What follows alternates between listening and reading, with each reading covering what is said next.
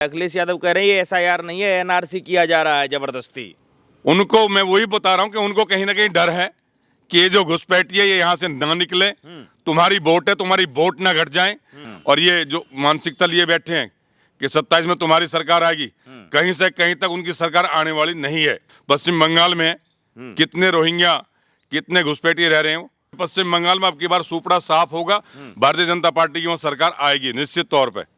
SIR उसमें भी मुसलमानों को भगाएंगे, वंदे मातरम वो भी मुसलमान से बुलवाएंगे। मुसलमानों की देशभक्ति पे इतना संदेह है आप लोगों को? जब इस देश में रह रहे हैं, इस मिट्टी में रह रहे हैं, सरजमी पे रह रहे हैं, या वंदे मातरम बोलने उनको क्या दिक्कत है? जब वो नमाज पढ़ते हैं तो माथा टेकते हैं इस भारत की भूमि पर। वंदे मातरम नहीं बोल सकते वो। नमस्कार, आप देखना शुरू कर चुके हैं 99 खबर और मैं आपके साथ अंजनी कुमार। एसआईआर एक ऐसा मुद्दा जिसका चर्चा पूरे देश भर में हो रहा है और चर्चा ही नहीं हो रहा है, देश के तमाम राज्यों में एसआईआर हो भी रहा है। और जैसे जैसे एसआईआर का प्रक्रिया हो रहा है वैसे वैसे आप देखेंगे कि जितने घुसपैठिए हैं, जितने घुसपैठियों के समर्थक हैं, चाहे नेता हों या फिर वो नेता ना हो, बिलबिलाहट उतनी ही है। पता नहीं किस बात का डर है, घुसपैठिए देश से निकल जाएंगे तो क्यों उन्हें इस बात का डर लग रहा है कि हम चुनाव हार जाएंगे। क्या सच में जो है घुसपैठियों की बदौलत चुनाव जाता रहा है इस देश में? इन्हीं सब मुद्दों पर चर्चा करने के लिए हम अभी बागपत में उपस्थित हैं और भाजपा नेता मनुपाल बंसल जी हमारे साथ हैं। इनसे हम जानेंगे कि भाजपा जो है इसको लेकर के कितना गंभीर है और किस तरीके से काम कर रही है। क्योंकि एसआईआर जो है वो चुनाव आयोग का एक अपना प्रक्रिया है और आरोप जो है विपक्ष लगा रहा है भाजपा के ऊपर कि ये चुनाव आयोग का काम कर रहा है, चुनाव आयोग के प्रवक्ता के तौर पर काम कर रहा है। चुनाव आयोग भाजपा वाले के लिए काम कर रहा है, भाजपा वाले चुनाव आयोग के लिए काम कर रहे हैं। तो पश्चिमी उत्तर प्रदेश में एसआईआर को लेकर के क्या चल रहा है? उत्तर प्रदेश में आपने देखा कि एसआईआर को लेकर कितनी बिलबिलाहट है, चाहे विपक्ष हो चाहे घुसपैठिए हों, दोनों एक समान दिख रहे हैं। आपका क्या कहना है? ये जो एसआईआर को लेकर बिलबिलाहट है, उनको बिलबिलाहट है जो उनकी रोहिंग्याओं की, बांग्लादेशियों की, जो बाहर से आके यहाँ बसे हैं, एक मजहब के लोग हैं, ना उनके पास कागज है ना कुछ है, वो यहाँ से फर्जी वोट बनवा के, जो विपक्ष के उनकी कहीं ना कहीं ये मानसिकता है कि वो उनको वोट देंगे, उनको बाहर ना निकाला जाए। वरना ये देश हिंदुस्तान है, ये भारत है, ये कोई चौपाल थोड़ी है कि कोई कहीं से आएगा यहाँ आके बस जाएगा। तो यदि को चुपके से धीरे से दूसरे रास्तों से आके यहाँ रह रहे तो उनको वापस जाना चाहिए। तो वापस जाना तो चाहिए, लेकिन बहुत बड़ा आरोप लगता है भाजपा के ऊपर, विपक्ष के नेता लोग लगाते हैं कि इस देश के डिफेंस मिनिस्टर जो हैं वो उत्तर प्रदेश से ही आते हैं और भाजपा की सरकार है, उत्तर प्रदेश में भी भाजपा की सरकार है, देश में भी है। तो ये घुसपैठिए आ कैसे गए पहले ये बताओ, फिर भगाना। ये अपने लिए ही बुलाए घुसपैठिए, भाजपा वाले ने बसाए, इनके ऊपर जांच बैठनी चाहिए, इस तरीके की बातें कही जा रही है। ये बातें तो विपक्ष वाले लोग बोल रहे हैं, वरना 2002 और 2003 के बाद से एसआईआर की जो लिस्ट है उसके अनुसार ये कार्य चल रहा है। ये चुनाव आयोग कार्य करवा रहा है। इसमें हम लोग ये सपोर्ट करें कि कम से कम जो हमारे यहाँ का वोटर है, जो यहाँ का रहने वाला है, उसकी वोट बने, उसकी वोट है। लेकिन जो फर्जी तरीके से और लोगों ने, जिहादियों ने, इन मजहब वालों ने, कुछ ऐसे लोग हैं जिन्होंने अपने लालच के चक्कर की वोटें बनवा दी, फर्जी कागज तैयार करवा दिए। जिस तरह के ये समाजवादी के जो अध्यक्ष हैं ये विरोध कर रहे हैं क्योंकि उनको और ये लग रहा है कि सारी वोटें तुम्हें मिलेंगी और उनको मिल भी रही हैं। तो कहीं उनके ऊपर वो दाव खेल रहे कि इनके ऊपर तुम्हारे जैसे पश्चिम बंगाल में कितने रोहिंग्या, कितने घुसपैठी रह रहे हैं कि उनकी वोट बनवा के सारी वोट तुम्हें देंगे। उनके ऊपर, उनके दम के ऊपर, उनके सहारे से अपनी सरकार बना लेंगे। तो उनको कहीं ना कहीं डर है कि घुसपैठे यहाँ से भाग गए, कहीं तुम्हारी सरकार यहाँ से हिल ना जाए, तुम्हारी सत्ता यहाँ से चली जाए। और ये वास्तव में पश्चिम बंगाल में अब की बार सुपड़ा साफ होगा, भारतीय जनता पार्टी की वहाँ सरकार आएगी निश्चित तौर पर। ये तो पश्चिम बंगाल की बात कर रहे हैं आप। उत्तर प्रदेश में क्या होने वाला है? अखिलेश यादव कह रहे हैं ये एसआईआर नहीं है, एनआरसी किया जा रहा है जबरदस्ती। उनको मैं वही बता रहा हूँ कि उनको कहीं ना कहीं डर है कि ये जो घुसपैठी है ये यहाँ से ना निकले, तुम्हारी वोट है, तुम्हारी वोट ना घट जाए। उत्तर प्रदेश में लगभग 2 करोड़ घुसपैठी हैं जिनकी फर्जी तरीके से वोटें बनी हुई हैं, उन सब की जांच हो रही है, उन सब की वोट काटी भी जाएंगी। तो ये चीज़ें हैं, चल रही हैं। तो कहीं ना कहीं उनकी मानसिकता अपनी गद्दी को, अपने सरकार को, अपने उनको लेके है। और अब सनातनी हिंदू जाग चुका है। वो नहीं है कि कहीं बंटने वाली बात है, बंटना नहीं है, राष्ट्र हित के लिए सब एकत्रित हैं। और ये जो मानसिकता लिए बैठे हैं कि 27 में तुम्हारी सरकार आएगी, कहीं से कहीं तक उनकी सरकार आने वाली नहीं है। कहा तो ये जा रहा है कि सिर्फ और सिर्फ मुसलमानों को टारगेट करने का ये तरीका ढूंढते हैं भाजपा के लोग, भाजपा के नेता।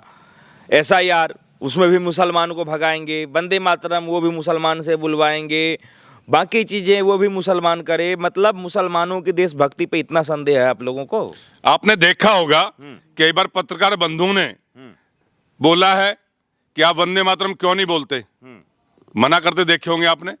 जब इस देश में रह रहे हैं, इस मिट्टी में रह रहे हैं, सरजमी पे रह रहे हैं, या वंदे मातरम बोलने उनको क्या दिक्कत है? जब वो नमाज पढ़ते हैं तो माथा टेकते हैं इस भारत की भूमि पर, वंदे मातरम नहीं बोल सकते वो।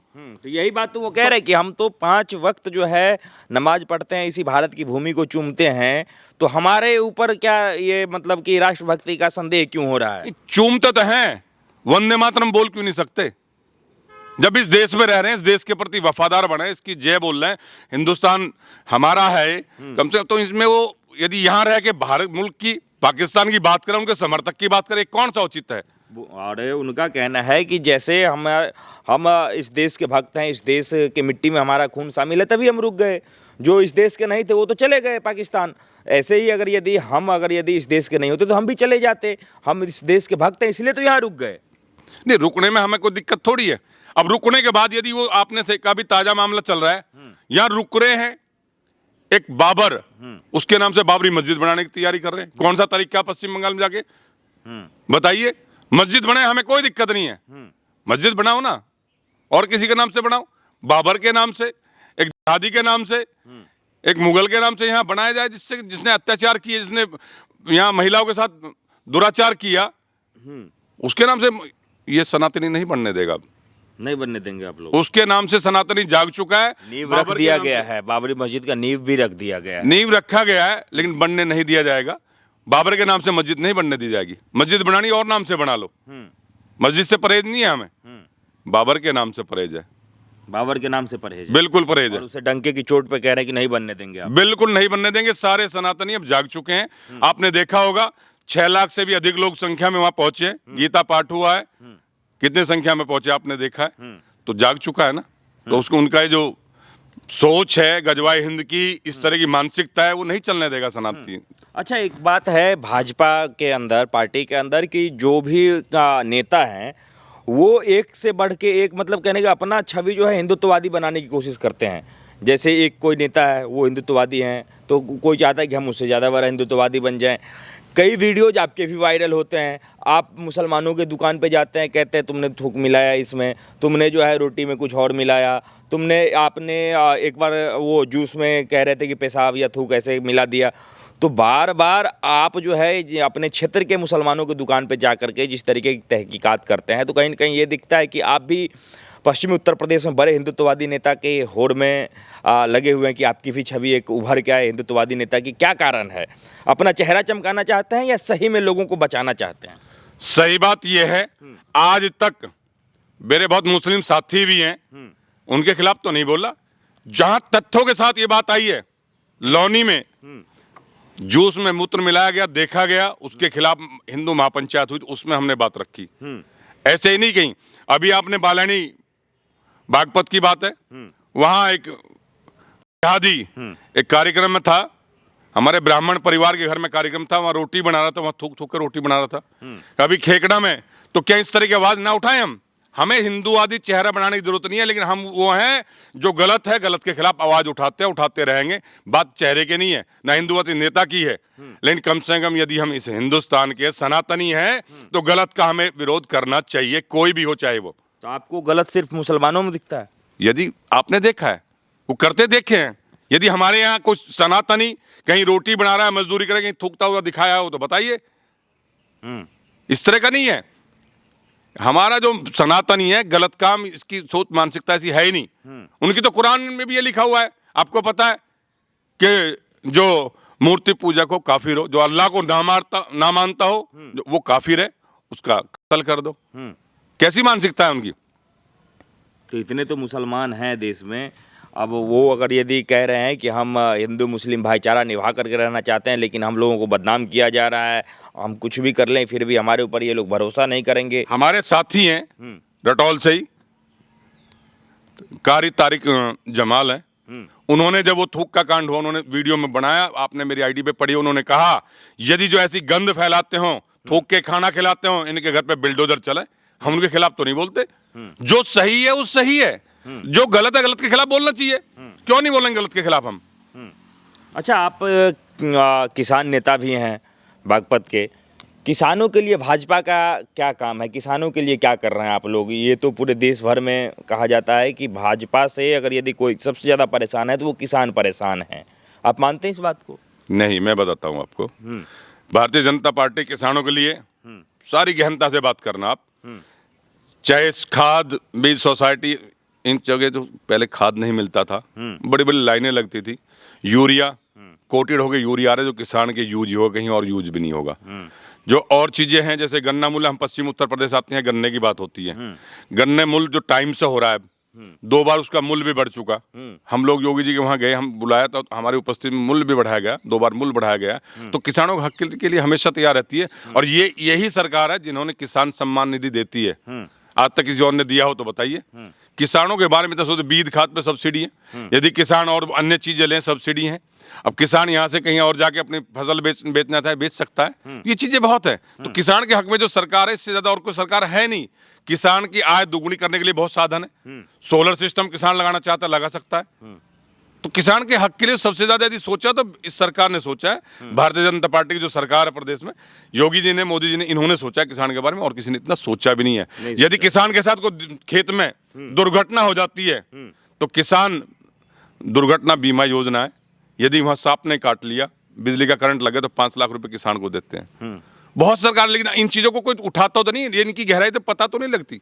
आप देखो इनकी गहराई तक जाओ, कितनी सुविधाएं दे रहे हैं, किसान सम्मान निधि, किसान बीमा दुर्घटना, किसान की फसल बीमा, और बहुत चीजें किसानों के लिए। अच्छा, तो जब इतना चीज़ हो रहा है तो आपको क्या लग रहा है इस बार जो 2027 में उत्तर प्रदेश में चुनाव होने जा रहा है, इस रेस में भाजपा कितने आगे है और सपा कितने आगे दिख रही है? आप तो ग्राउंड के नेता हैं, घूमते टहलते हैं, क्या लग रहा है? 27 में हमारी जो सरकार है, जो अब है इससे ज्यादा बहुमत में आएगी, ये हमारा आपसे ये पूर्ण विश्वास है, और आपसे वादा भी कर रहा हूँ। सीट घटेंगी नहीं, सीट बढ़ेंगी। और जो अब हमारे बहुत काम, रोड हाईवेज इतने हो रहे हैं, कोई अछूता नहीं है, कोई डिस्ट्रिक्ट ऐसा नहीं जहाँ हमारे हाईवेज रोड वगैरह ना बने हों। आप जाके कहीं देख लीजिए, घूम लीजिए, हर जगह काम हुआ है। यदि अखिलेश यादव के पीडीए फार्मूला के सामने आपको लग रहा है कि भाजपा इस बार टिक पाएगी? क्योंकि वही पीडीए फार्मूला लोकसभा के चुनाव में आपने देखा था कि उत्तर प्रदेश में कैसे भाजपा जो है थम सी गई थी अखिलेश यादव के सामने। कहीं नहीं, गुमराह किया गया था सनातनी को, मैं बता रहा हूँ कि, और जाति जाति में लड़ाने की कोशिश की गई थी, लेकिन लोग समझ में आ गई लोगों की में कि इनका सिर्फ जातियों को लड़ाना था, जाट गुजरों को, जाट राजपूतों को, इनका कहीं ना कहीं इस तरह की बातें करनी जिससे आपस में इनके मन खराब हो। ऐसा कुछ है ही नहीं, सब एक हैं, और एकत्रित आप देख भी रहे हैं।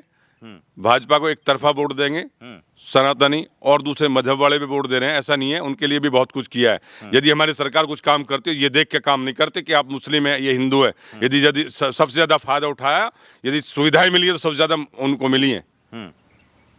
उनसे कोई प्रेरित नहीं किया कि आपका धर्म मुस्लिम है कि आपको राशन का कार्ड नहीं बने, आपको फ्री का राशन ना दिया जाए, आपको आयुष्मान कार्ड ना बने, आपको स्कूल में यदि एडमिशन हो रहा है, आपको फ्री में एडमिशन हो, फ्री में किताबें मिल रही हैं, फ्री में वर्दी मिल रही है, वहाँ भोजन भी मिलता है, हॉस्पिटल में फ्री सुविधाएं। तो ऐसा तो नहीं है कि यहाँ जातियाँ देख के दी जा रही है। ये सबको, ये मोदी जी की जो सरकार है, बीजेपी की सरकार है प्रदेश में और केंद्र में, ये सबका साथ, सबका विकास और सबका विश्वास लेके चल रही है, और चल भी रही है। कहीं दिख भी रहा है, कहीं से कहीं तक कहीं मतभेद नहीं है विकास के मामले में। लेकिन हाँ, यदि कोई मानसिकता गलत लेके बात करता है, मानसिकता किसी की गलत हो, उसके खिलाफ हम लोग आवाज उठाते हैं। ऐसा नहीं है कि हम आवाज भी ना उठाएं यदि कोई आदमी गलत है तो। आप पूरे श्योर हैं कि इस बार उत्तर प्रदेश में बीजेपी की सरकार बन रही है? 100% श्योर है, 100%। आपने देखा है बिहार में अभी क्या हुआ, वही चर्चा, उम्मीद से ज्यादा लोगों ने मतदान भी किया, परसेंटेज भी ऊपर गया, और जहां लोग सोच रहे उससे भी और प्लस में वोटें आई हैं। यही बात संसद में राहुल गांधी उठा रहे हैं कि वोट चोरी रुकनी चाहिए, वोट चोरी करके ही ये बिहार में जीते हैं, उत्तर प्रदेश में नहीं होनी चाहिए, प्रक्रिया बदलनी चाहिए, ईवीएम जो है वो हटना चाहिए। उत्तर प्रदेश में अभी चुनाव से पहले ही जो है मामला चल चुका है कि वोट चोरी नहीं होने देंगे। राहुल गांधी ने दम लगा दिया है इस मुद्दे को लेकर के। फिर कहीं चोरी नहीं, यदि वोट चोरी करती तो कांग्रेस ने की है, और किसी ने वोट चोरी नहीं की। जब हमारा देश आजाद हुआ, जो वोटें पड़ी 14 वोट थी, आपको याद होगा। अभी हमारे यशस्वी गृह मंत्री जी ने लोकसभा में कही ये बात कि नेहरू जी के पक्ष में 1 वोट थी और 14 वोट सरदार पटेल जी के पक्ष में थी। प्रधानमंत्री कौन बना? आप सबके सामने। यदि चोरी की है वोट की तो उन्होंने की है, यदि लोगों के साथ धोखाधड़ी की है तो उन्होंने की है। ये भारतीय जनता पार्टी सबकी पार्टी है। इसमें एक छोटा सा कार्यकर्ता मुख्यमंत्री बन सकता है, प्रधानमंत्री बन सकता है। यहाँ परिवारवाद नहीं है। यदि किसी में कार्यकर्ता में योग्यता है तो उसको आगे काम करने का मौका भी दिया जाता है। जो समर्पित है उसको और मौके मिलते हैं। महिलाओं को बिहार में 10,000 रुपये जो दिए गए, उसका आपको लगता है कि लाभ मिला पार्टी को? वोट दी महिलाओं ने पूरा दमखम के साथ, उसका बेनिफिट मिलेगा। यदि आप महिलाओं के बारे में सोचते हैं, उनकी पेंशन दे रहे हैं, उनको कुछ सुविधाएं दे रहे हैं। रोजगार के लिए जो 10,000 रुपये दिए गए उस पर आरोप लगता है कि चुनाव के बीच में दिया गया। जब मैं कह रहा हूँ यदि सरकार गरीब आदमियों को, गरीब परिवारों को 10,000 रुपये दे देगा अपना भरण पोषण के लिए, अपना कुछ छोटा सा रोजगार कर लो, ये कौन सा गलत है? वो 20,000 दे देना, मना थोड़ी कर रहे हैं दूसरे वालों को। तो उत्तर प्रदेश में भी महिलाओं के लिए महिलाओं को दिया जाएगा? महिलाओं को दिया जा रहा है, यहाँ राशन दिया जा रहा है और बहुत सुविधाएं दी जा रही हैं। पेंशन भी है, जो वृद्धावस्था, और बहुत चीजें हैं। अखिलेश यादव ने इतने दिन पहले, 1 साल पहले अभी ऐलान कर दिया कि हमारी सरकार बनेगी तो हम 40,000 रुपये देंगे महिलाओं को। ठीक है, वो ऐलान कर रहे हैं, देखा जाएगा बाकी। लेकिन लोग जाग चुके हैं कि उनके किसी प्रलोभन में, बहकाव में आने वाले नहीं है। उनको पता है राष्ट्र हित के लिए कार्य कौन करता है, देश हित के लिए कार्य कौन करता है। ये आप सबके सामने है। तो जो आज मतदाता है वो जाग चुका है और जाग के एक एक बात को मंथन करके तब वोट डालता है। तो आने वाले टाइम में कोई संशय नहीं है, हमारी सरकार बनेगी और पूर्ण रूप से बनेगी। और जितनी उम्मीद है उससे भी ज्यादा आएंगे और बढ़ के सीट आएंगी। घटनी नहीं है, बढ़ के सीट आएंगी। ठीक है सर, बहुत बहुत धन्यवाद समय देने के लिए। धन्यवाद।